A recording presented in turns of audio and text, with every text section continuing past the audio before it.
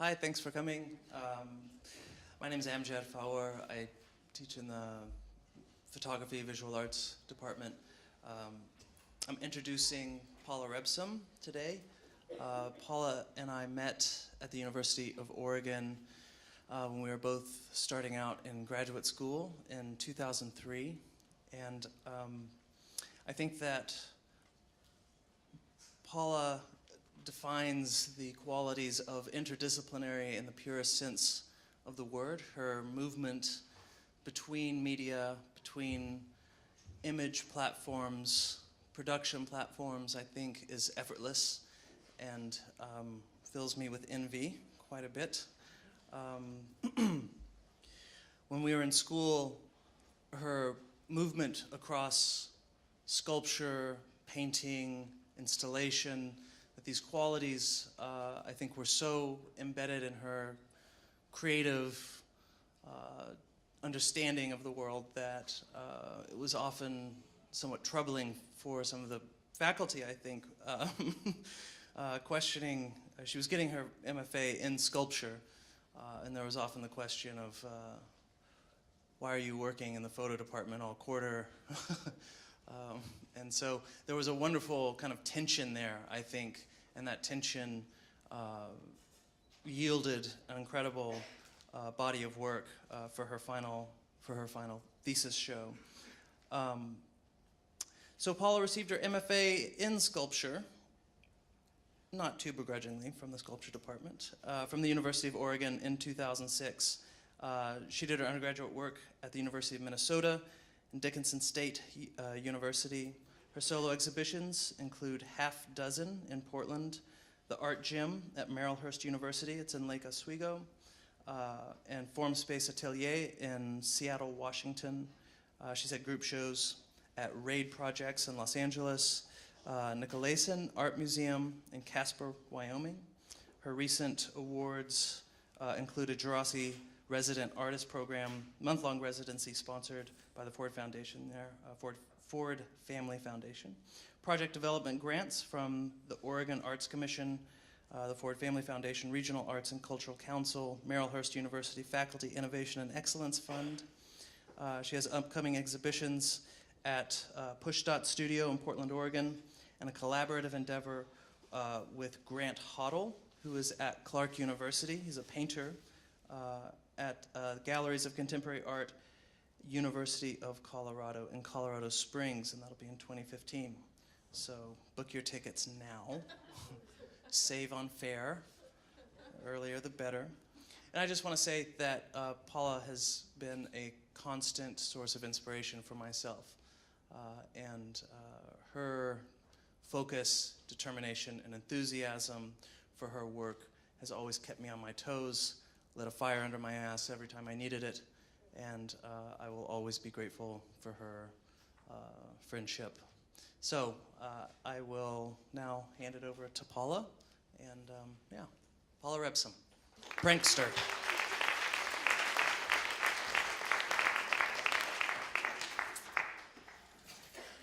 Thank you for that introduction, Amjad. Well, that's a lot to live up to. So I am honored to be here for your lecture series, so thank you for the invitation. Before I talk about my work, I want to talk about this work, which is not one of my photographs, but it's an image that I sort of covet and envy. I wish this would be an image I could include in my portfolio or take ownership of. But this was just a snapshot that was taken by Dennis Maxwell, who works for the Port of Portland, which is out by the airport. This image was taken in 2002, and what is happening is a little coyote has jumped onto the MAX train, headed to Portland. And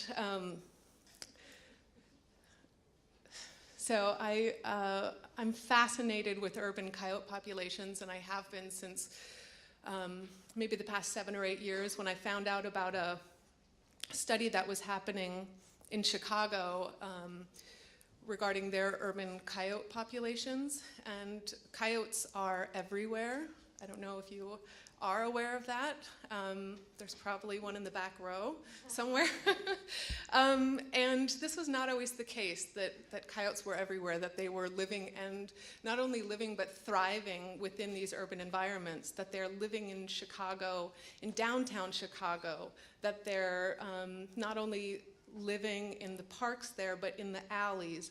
They're crossing interstates and figuring out ways to navigate our urban environment. And this is not a result of us encroaching on their space, which is the case with many other animals, where we're sort of pushing our way into their boundaries, shrinking their territories, and sort of forcing these interactions with bears or mountain lions or things like that. Coyotes are moving with us and growing with us. So if I were to show you a map of the United States, their original territory would have just occupied the central portion. And today it occupies every sort of square inch of the map all the way up into Canada. So this to me is really fascinating, that there is an animal that has sort of chosen to live amongst us. And again, as I said, is thriving amongst us. And one of the things also that I love about this is that they are a predatory animal. So there's this like slight edge of kind of nervousness or excitement that kind of comes with that. It's not just a squirrel or a bird, but it's an actual predatory animal. I tried to do some research to see if there were any coyotes in Olympia or Evergreen. Like, I'm sure they're here, I'm sure they're on your campus, but like, do you guys see them here often? Some people are shaking heads. Yeah? What do you do in response to when you see them? Anything? Do you just stare? Howl back at them?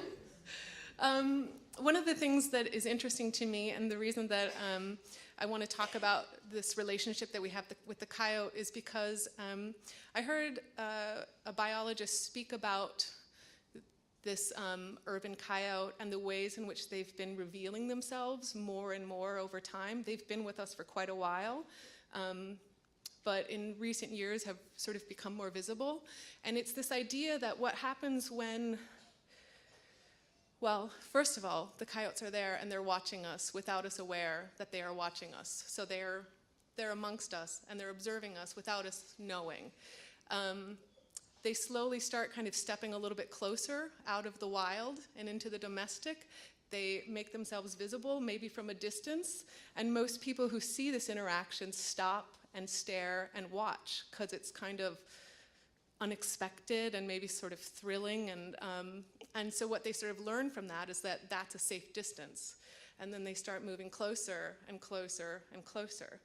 Other things that happen are that people intentionally or inadvertently start to feed them, and then they become, that's typically when they start to become problems.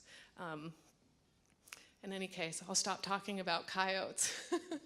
But this image, I just think, really sums up a lot about what I'm trying to encapsulate in my work.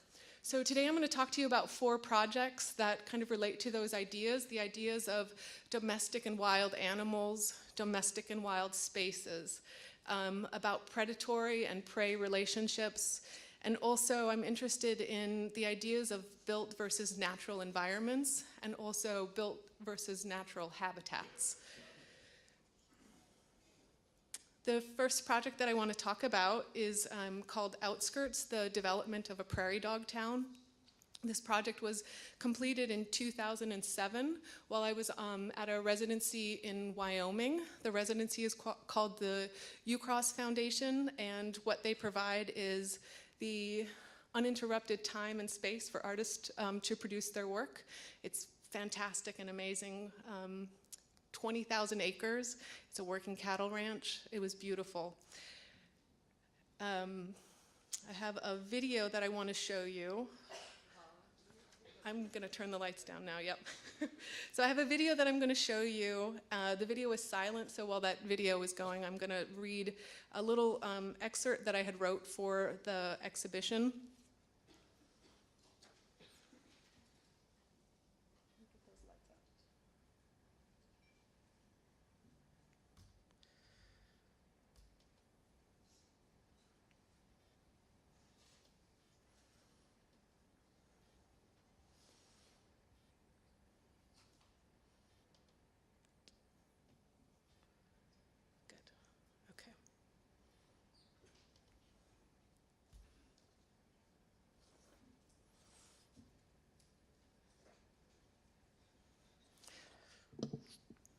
I could hear the prairie dogs barking miles before I arrived in their desolate town, 5 miles down a dirt road from Ucross, Wyoming, population 25. As I got out of my vehicle to survey the location for a new suburban development, a family of pronghorns circled me curiously and marked their territory along the way. The road I walked along was littered with bullet casings. The prairie dogs continued to bark as they scattered to their burrows for safety. As they disappeared into their extensive network of underground tunnels, a ghostly stillness settled over the town, and all that remained were a few bleached prairie dog skulls and scat that I found lying next to their burrows. All this was very familiar to me, having grown up in western North Dakota. As a young girl, I thought prairie dogs were cute animals that you fed crackers to. As a teenager, I shot them for sport, which is an act I'm not proud of. And as an adult, a young adult, I educated people about the importance of prairie dogs in the ecosystem as a ranger for Theodore Roosevelt National Park. Although the prairie dogs are small and seemingly harmless animals, they are quite controversial. Farmers and ranchers see them as a competition for acreage and their burrows as a danger to livestock, while ecologists consider them a keystone species, playing a role in the survival of many endangered species that prey on them or use their burrows for nesting. This new suburban development I scouted on the 20,000-acre ranch that houses the Ucross Foundation was not for humans, but rather for the prairie dogs themselves. I constructed 85 small house facades, each with its own set of pleated curtains, to be placed in a very active portion of the prairie dog town. Over the course of 3 days, I staked one house behind each existing burrow, creating a visual map of the prairie dog town. For the remainder of my stay, I spent the mornings and early afternoons, when prairie dogs are most active, observing their interactions with this new development. Instead of embracing this new suburban utopia, the prairie dogs abandoned the heart of the town, and only the young, naive ones remained in the homes on the outskirts. The installation in the prairie dog town on the Ucross Ranch combined elements of urban sprawl, homesteads, and ghost towns, and my role fluctuates between that of a rancher, a tourist, and a park ranger, leaving room for an ambiguous narrative to form within the sequence of images. In this project, I explored my own personal relationship with these animals and also created a domestic paradox of human and animal relationships that balances on the edge of absurdity.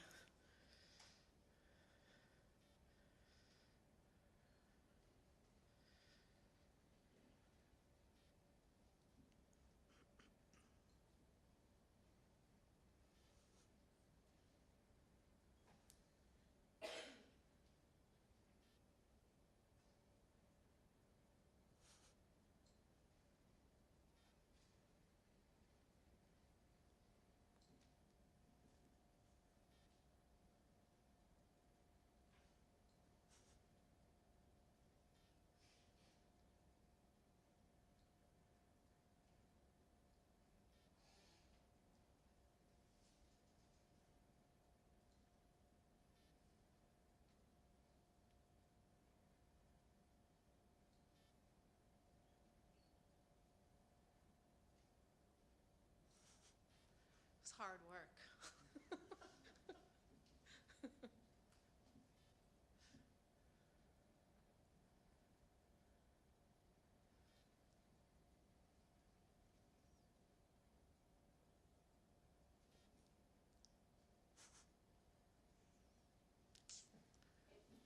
So I do hope that some of you are catching some of the humor that is embedded in this piece and that kind of I sneak in throughout my work. I think that humor is a really great way to talk about ideas and issues that are sort of quite significant, but providing viewers with an entrance into them. And humor is my way of kind of inviting the viewer and opening up these topics.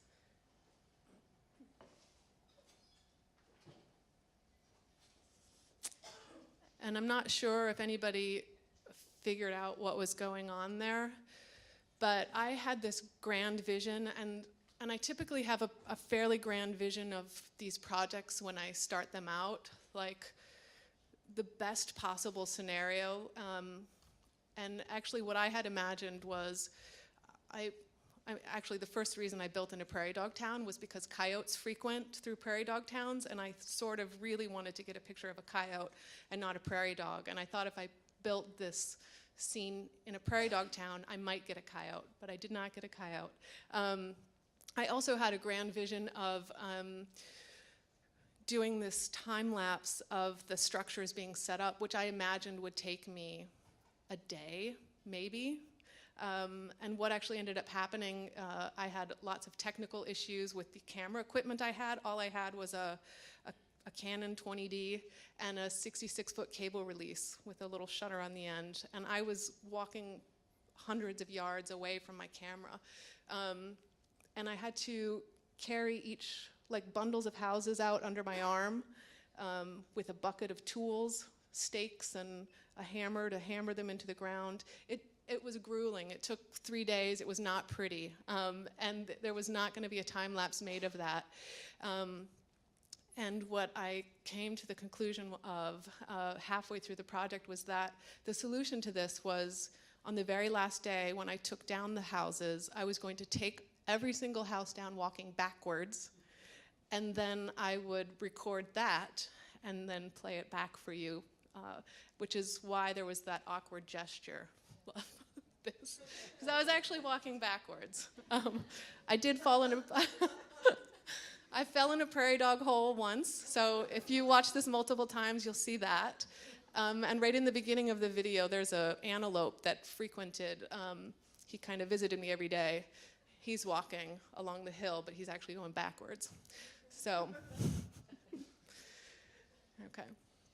This is a view of the back of the structures. These were really small houses, and they were just facades. They were spray painted to look like houses. They each had little pleated curtains on the back of them so that they could blow in the Wyoming wind. And is that your top right corner? You can see there's a house that looks a little different than the rest. And that was actually a blind that I had built for myself so that during the day I could sit inside of there, set my camera outside of the structure with my cable release, and click away images as I saw animals sort of moving around. This is a view from the inside of the blind. I also had pleated curtains so that I could open and close them, have privacy. The structure was also movable. It was sort of small enough that I could pick it up and move it around the town to take photos from various angles. I was able to photograph some prairie dogs interacting with the scene, as well as myself. So this is me taking on the tourist role. Maybe here I'm the park ranger, kind of making sure everything's okay.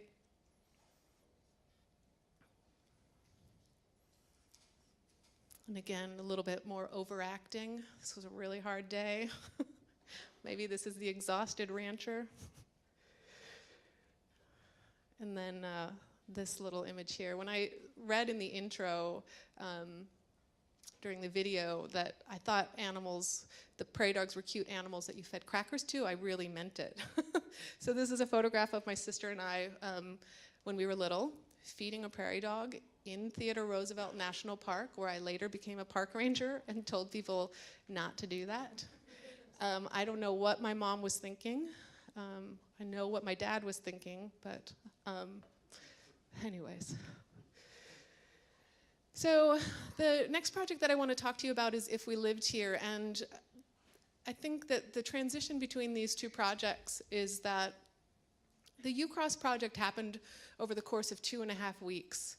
I built the houses, installed the houses, photographed them, and took them down.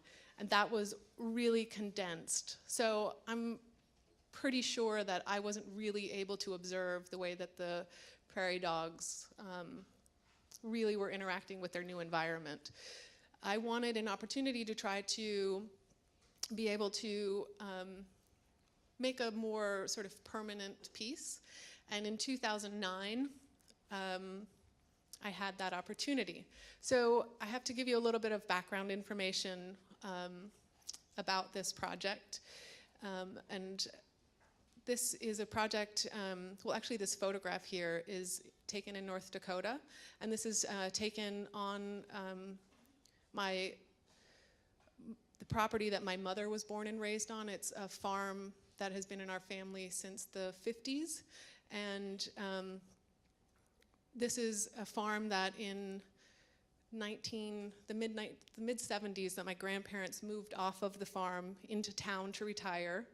And when they moved off the farm, my parents moved onto the farm. My mom was 3 months pregnant with me, and my sister was 3 years old at the time. And I will try to make this a short story, but there was a really harsh winter, and it forced my parents off of the farm and back into town a year later. At that point, my grandparents rented out the property to other neighbors for pasture land, and the home essentially was abandoned, so the barns and the chicken coops and the house itself were abandoned. So they just sort of sat empty. And as a child, I got to go to this farm quite often, and I would go inside of the house, and although it was void of humans, there were animals that started living within the house, rabbits and raccoons and other small rodents. My favorite were the barn swallows that would build these little nests up in the corners of the house. Eventually, the floor by the front door collapsed, and you couldn't go in there anymore. We sort of stopped going there for whatever reason, probably something to do with being a teenager and having better things to do. And my grandfather passed away, and at that point, my grandmother gave my parents power of attorney over the property, and this was in 2009. So my first thought was, now I have a giant sculpture park. My parents started kind of cleaning up the property, including burning the structures that had collapsed. The barns had collapsed, the chicken coops had collapsed. They were worried about liability concerns. The house hadn't collapsed, but you couldn't go in it. There were, it was a dangerous liability. So they started burning the structures, and the homestead was the last structure to be burned. What you're looking at here is a replica of the homestead. So this is actually not the homestead. But what you're seeing is just a facade that I built over the course of 2.5 weeks with the assistance of my father. It's fairly close to scale. It was modeled off of this photograph, which is the last photograph that my mother took of the house before they burned it, before it was engulfed in flames.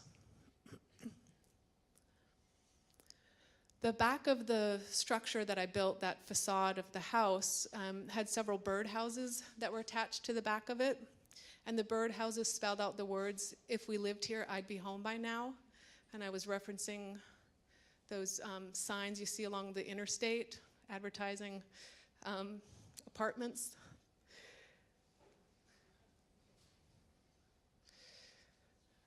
I want to read you just a little quote that I wrote about this piece, and I'm reading it because I don't think I can ever repeat this as eloquently as I wrote it. And while I'm reading this, you can look at these two images.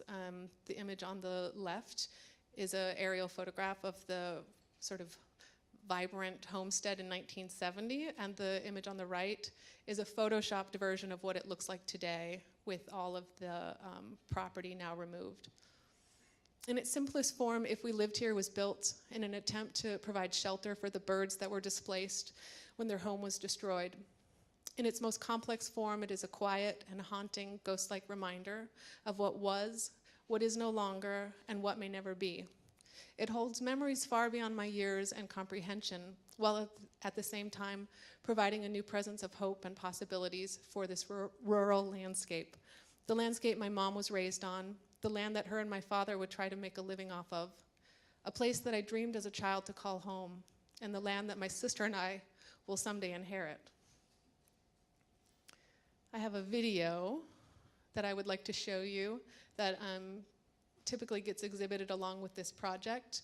I think the video is important because what it does is sort of helps provide a little bit of context for this piece. It sort of shows you how distant and remote this location actually is.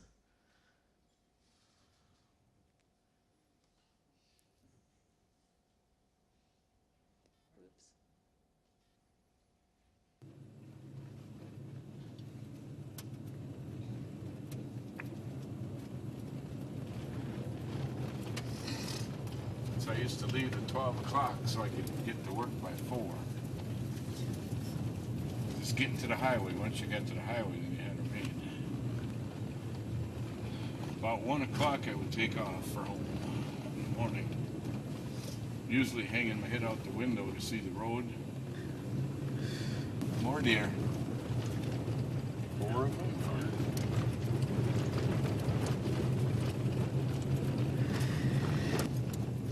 When I moved Harriet and Andrea into town, Harriet was pregnant with Paula. You know, we literally had to plow through about waist deep snow. By the gate there's as close as we could get to the house. And then we just had to plow to the house and carry everything out to pickups there by the gate.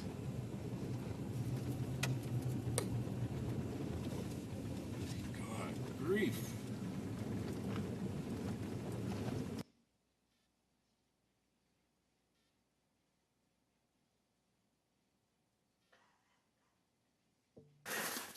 Good work after you put, if you put your hood up, then you can put it on.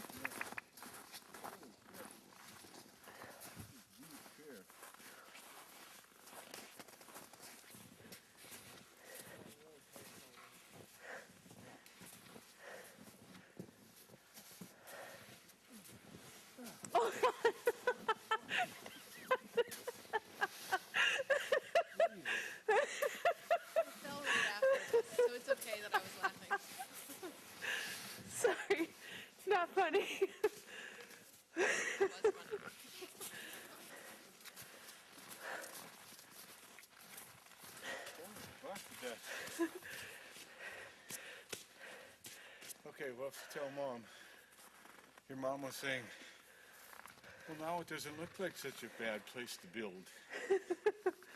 Yeah.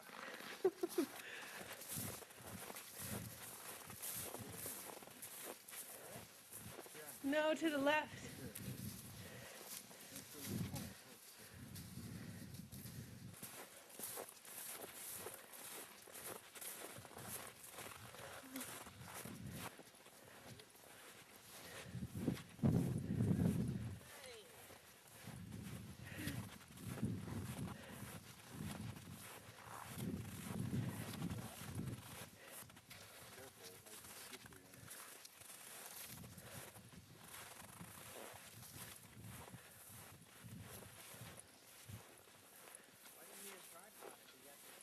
Oh, I guess we don't.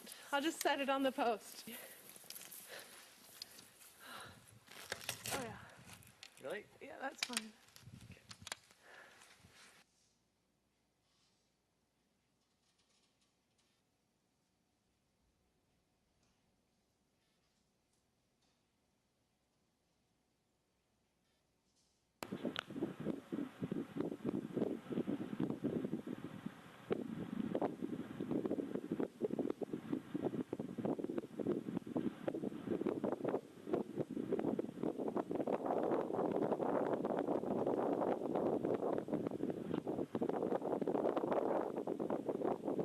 Would you guys get away?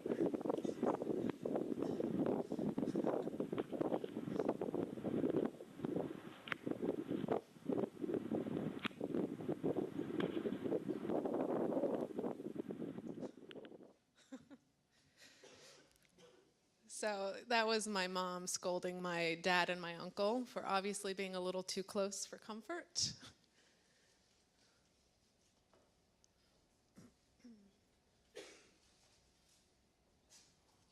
Okay, so I'm going to show you a series of images from this project. What I do is I return on a yearly basis, either once or twice a year, to photograph the structure to see how it's changing over time, how it's withstanding the harsh North Dakota winters, and also to see if any birds have occupied the beautiful dwellings that I made for them on the back of the structure. So this is in 2009 when the house was initially constructed. I also want to use this opportunity just to briefly talk about the use of facades, which appear quite a bit in my work. And I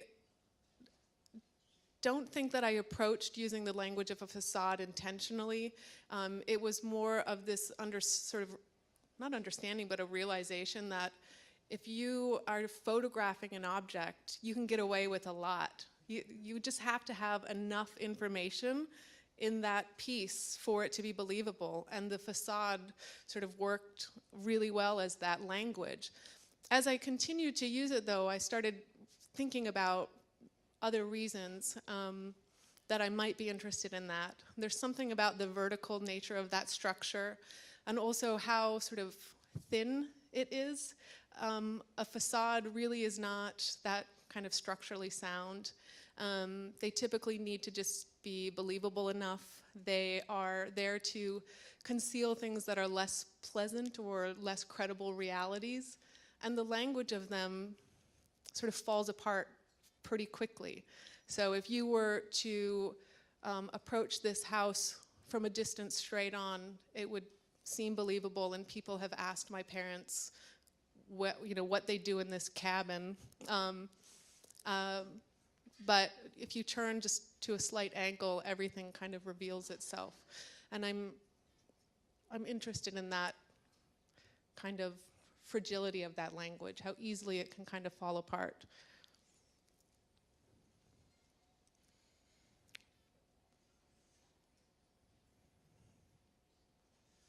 You'll notice this also has pleated curtains, so they blow in the wind. In the first summer, which was July of 2010, I returned to find a bird nesting, and I was excited.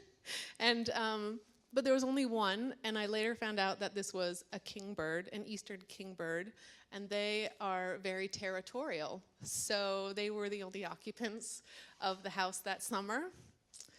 They occupied the letter H of the word here, and they did not return the following summer. I think it was really hot there. There was a lot of sun. We also had to build a fence around the structure, which we knew we would have to do. There are still cattle that get turned into that pasture, and cows like to rub up against structures, and so we were afraid of that kind of tipping and falling over. July 2010, you're starting to see, this is 2 years later, a little bit of wear on the structure. That facade is just built out of plywood, and in particular Luan plywood, which is a really thin, lightweight plywood. I didn't weather seal it or anything, so it's wearing. December of 2011. November of 2012, the sunlight here really shows how much warping is happening. Still no more birds. I started to see evidence of something living in the letter I, but I never was able to capture it until this summer. May of 2013, I returned, and I was photographing the front of the structure, and I heard a bunch of like noise, and I was like, oh my God, and I ran around back. I had my camera ready. I wasn't even like aiming. I was just like shooting. And and I got this photo, and so there's my little bird. He's living in the letter I, actually she.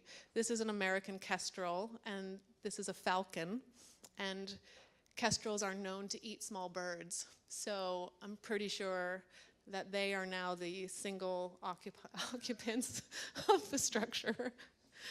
But that's okay. I actually really like that about it.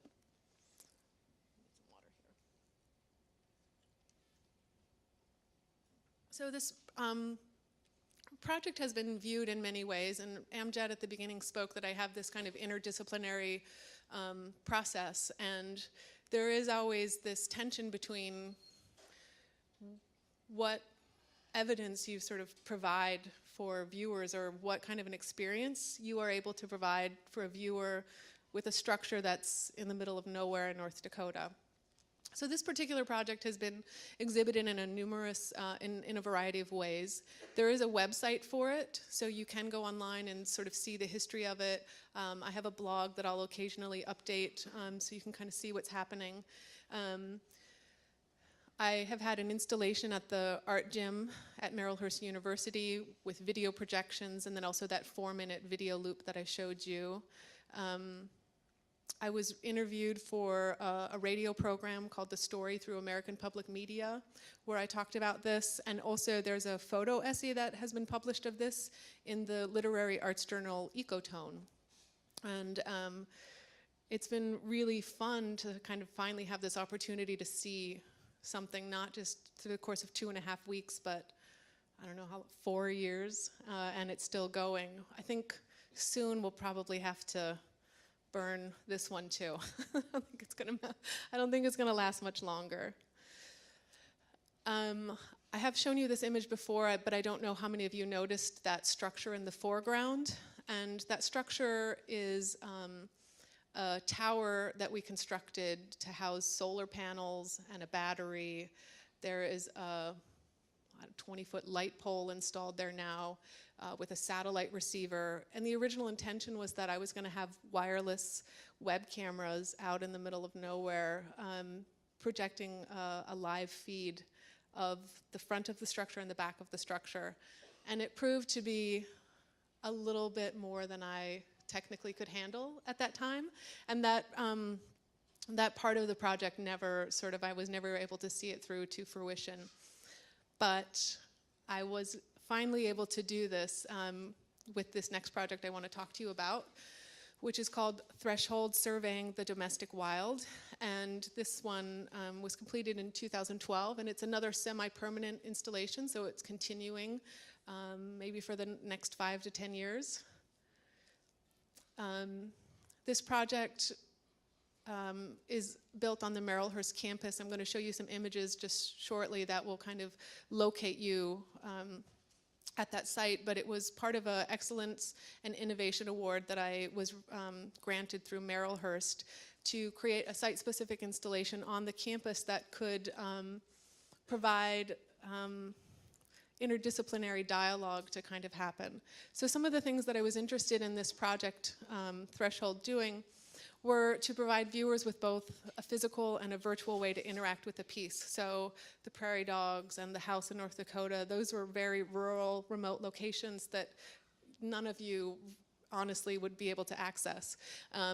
And some of them are gone already. I wanted to sort of stretch and see what would happen if I created pieces that were accessible to the public and kind of challenge myself to that next step, because now the language of the facade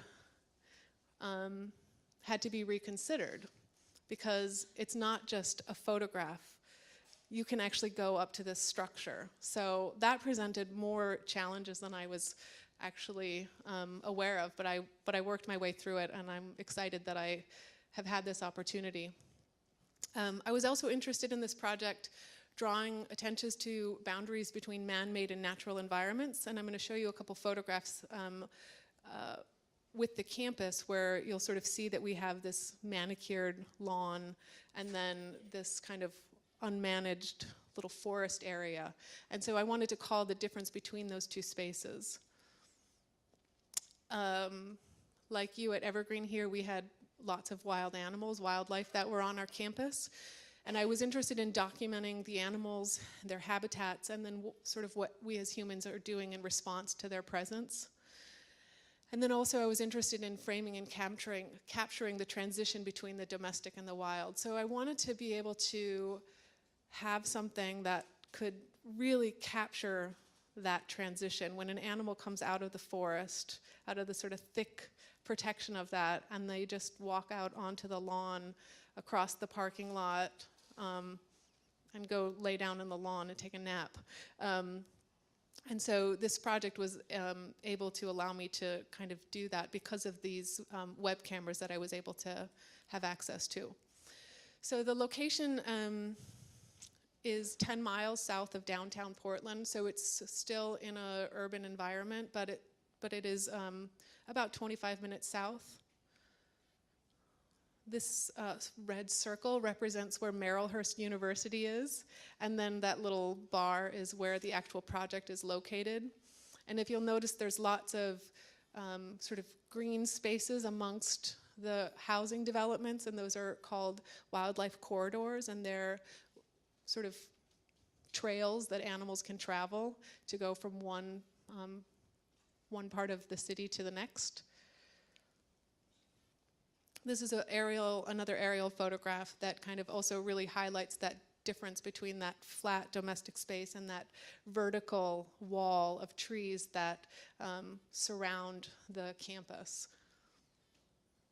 And there's also a little arrow that points to the Mayer Art Building. You can see how close then that this structure actually is to buildings. So it might look like it's remote, but it's very close to public spaces and very close to the room that I used to teach at. I used to teach at Marylhurst University, and my classroom looked out onto this view.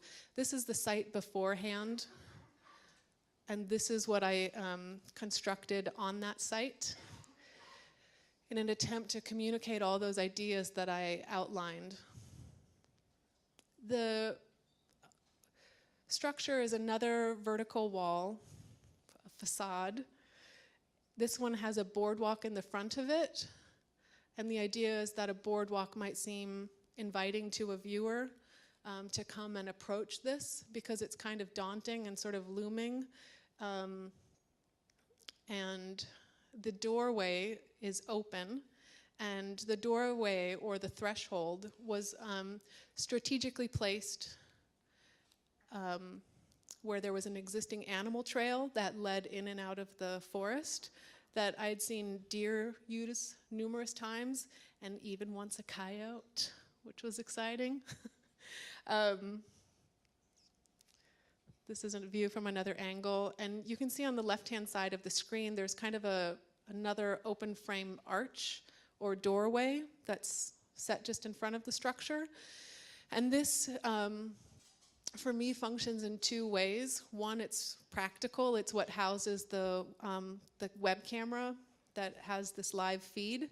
And the other thing that it does is gives a little bit more dimension to the flatness of the facade. So as I had mentioned, typically these are just things that I photograph, and I don't have to think about how they're competing with the space. But when you make work outdoors, there's a lot of competition, and it kind of was feeling lost, and just by that sort of simple gesture of placing something 30 feet away from it, it gave it more depth and dimension. The other thing that it's hopefully going to do over the course of time is direct people through the first doorway, through that threshold, and maybe, if I'm lucky, a trail will start to form between those two spaces that will connect the trail from the forest and then the trail from the sort of domestic space. So that would be ideal. We'll see if that happens. If it doesn't happen, I might just pace back and forth like a couple hundred times.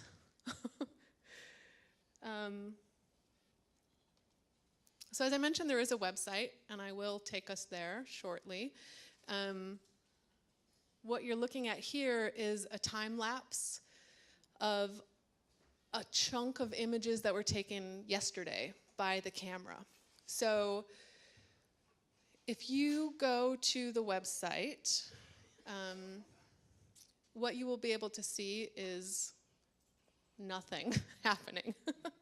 I mean, typically this is actually what happens, is I'm kind of obsessed with the website, and I go quite often. And typically nothing's happening. But there's actually something kind of beautiful in that act of nothing. And sometimes coyotes appear, and deer appear, and people do. I've also watched a sequence where there was something on the lawn, and I was like, well, that's weird. So I waited a little bit, and some people appeared, and picked it up, and they were taking photographs on with the structure, like portraits, and they disappeared, and a coyote came out of the doorway, and then the coyote ran away, and they reappeared, and it happened like 2 or 3 times where they were there and then they left and the coyote came and he was sort of curious and checking in on them. The camera also has infrared, so you can go at nighttime and also see if anything is happening. And the other thing that I haven't quite explained is that while this is a live video feed, it's not streaming a steady series of images.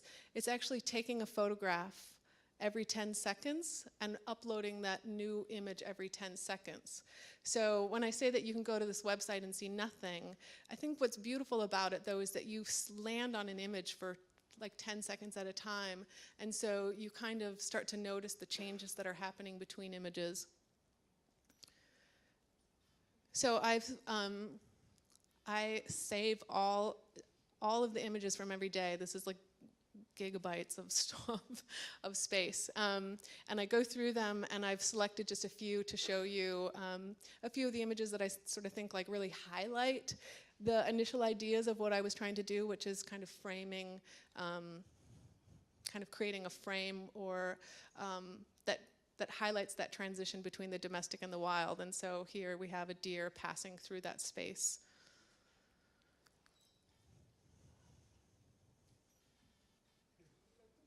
I had never seen a raccoon on campus. 5 years I'd been there. Never seen one. They're there.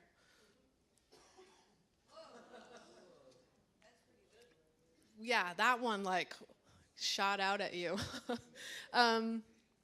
It's a crow. I know it looks like it's much more menacing than that, but I saw the before and after images. It's a crow, but pretty spectacular. People. Lots of kids hanging out around there. And this is a part that I'm still sort of trying to figure out what I'm going to do with this information I'm gathering about the way that humans are interacting with it. I'm typically working with animals, so I don't quite know what to do with the people yet, but they are there, and they're a part of it. So I'll figure that out over time. These guys come and mow the lawn regularly, which is nice. It's really like satisfying to watch the time lapse of the grass being mowed. And then the coyote that I had mentioned, I kind of think it's one coyote. He's been making an appearance quite regularly, and he's pretty brave. He lays out on the lawn like he's a domestic dog. He's been seen quite a bit around campus. And most of us are just watching him and letting him do it. So that idea of observing, he's learned that this is pretty cool and this is okay. So he's made a few appearances. One of the things that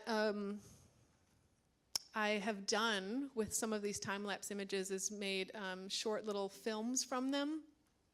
Currently, this project only exists online. I haven't had an opportunity to exhibit the project. So right now it's just online, or you can physically go to the structure. But this is a little short clip of an example of something that I might do.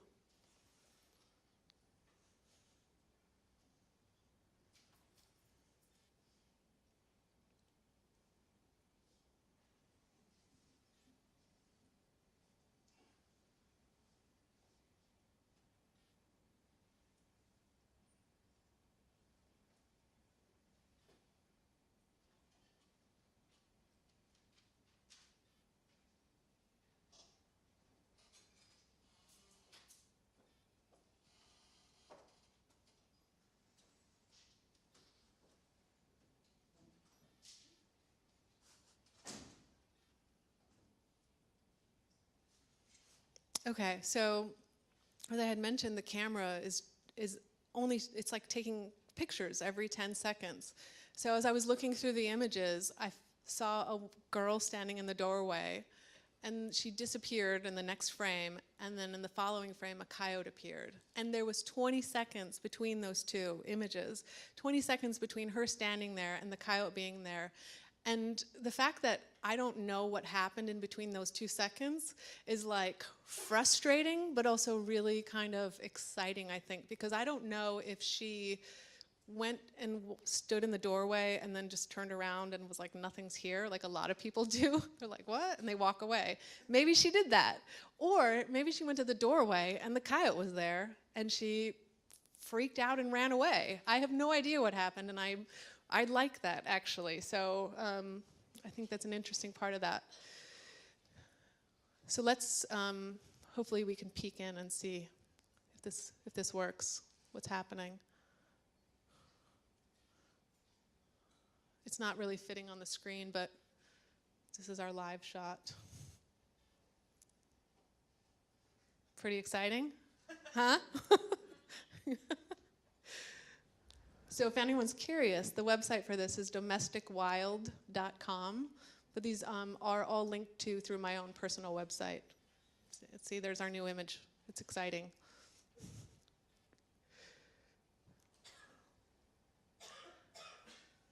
Okay, so tying into this idea that we can have instant access to remote locations.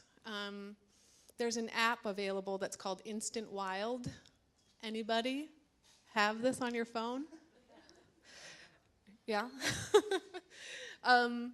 It's an interesting idea and a concept, and what it is it's cameras in locations, remote locations from Kenya, the United Kingdom, Sri Lanka, even here in the United States.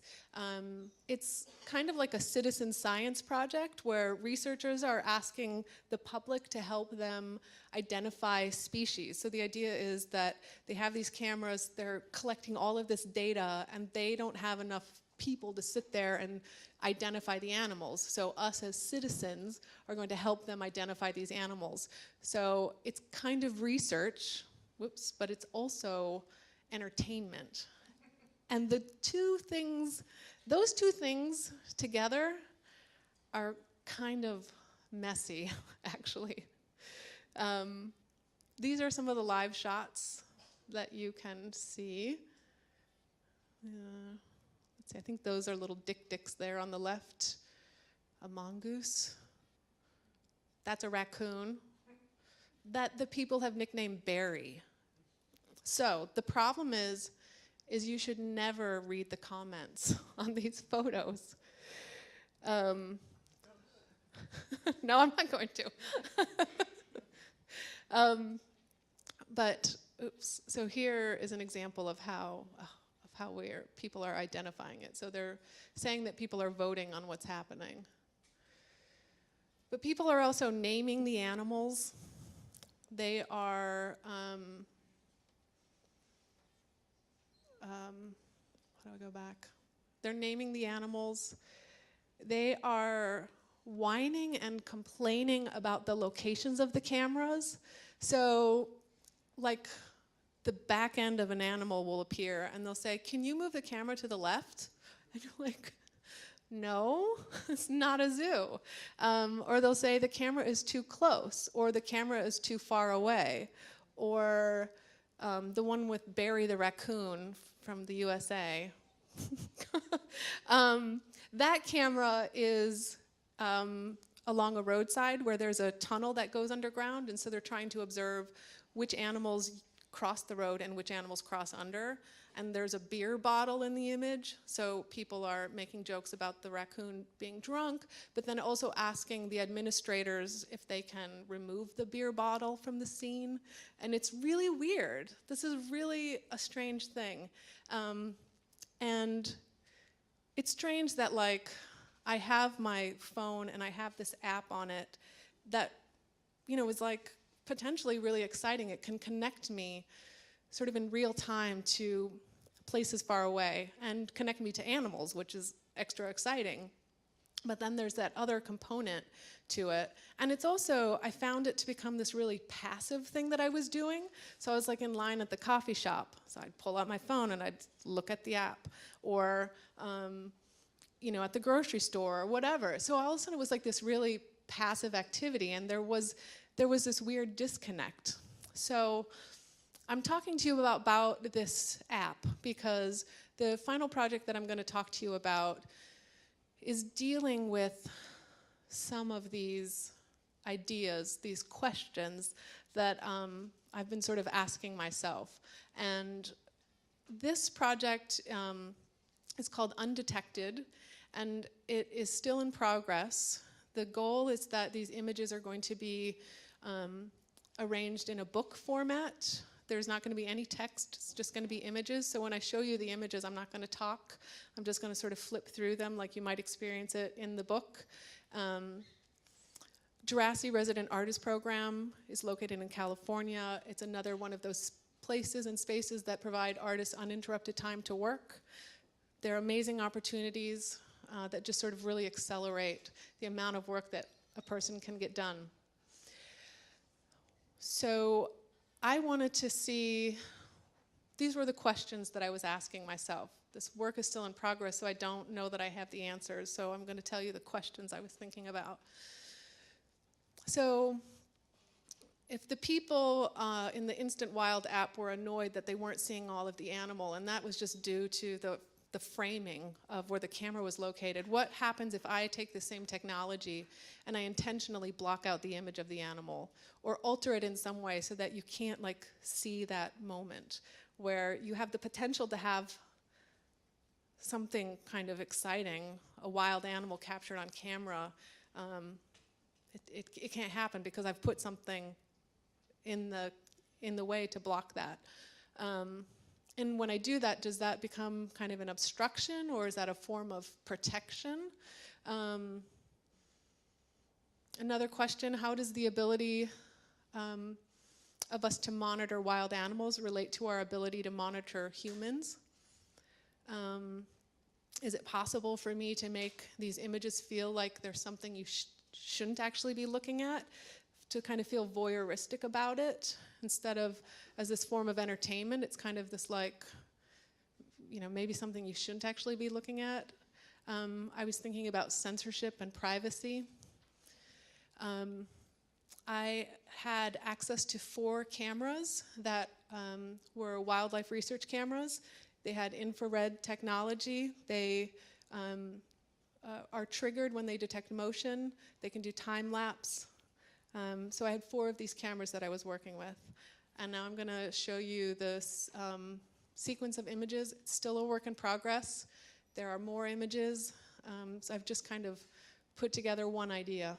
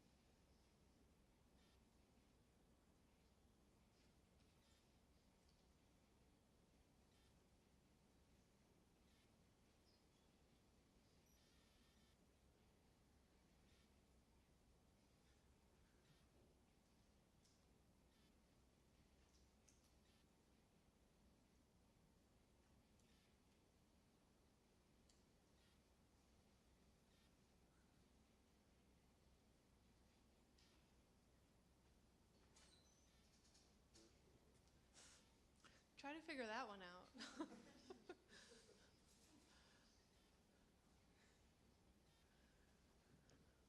Okay, so this is the last image from that project.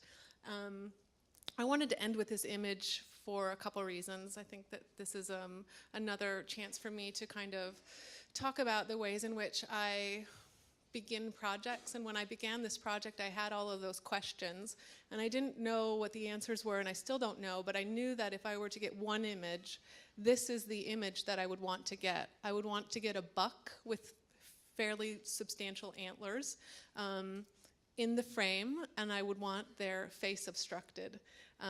And I got this image within the first few days of setting up the project, which was pretty amazing.